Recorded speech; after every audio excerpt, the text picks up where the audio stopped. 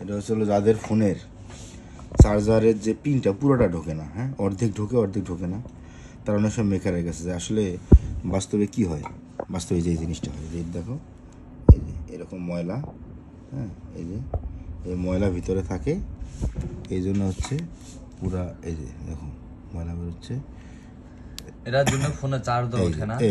এই সর্বনাশ, কতদিন তো পরিষ্কার করে। হ্যাঁ, এই জন্য হচ্ছে ফোনের চার্জ ওঠে না। এবং চার্জার অনেক সময় মেকারের কাছে গেলে কি করে, সে পোর্টটা বদলাই দেয়, সরাসরি পোর্টটা বদলাই দেয়।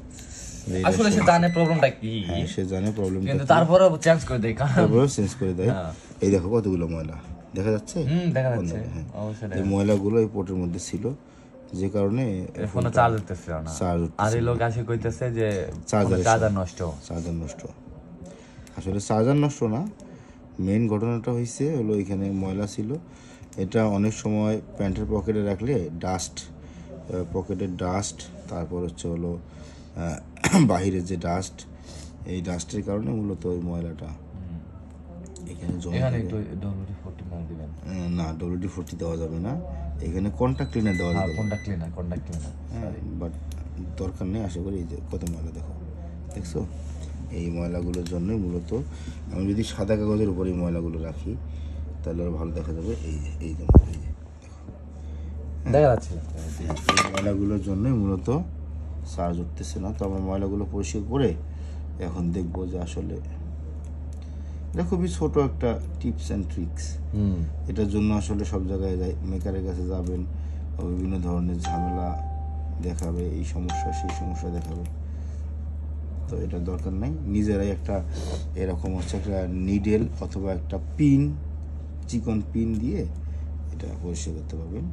খুব ইজি, হ্যাঁ, খুব ইজি কাজটা করা। বেশি সময় লাগবে না, হয়তো 1-2 মিনিট লাগবে, এর মধ্যেই পরিষ্কার হয়ে যাবে।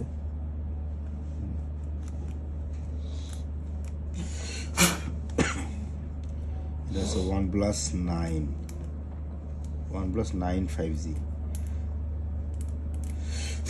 এখন আমরা দেখি কি হয়।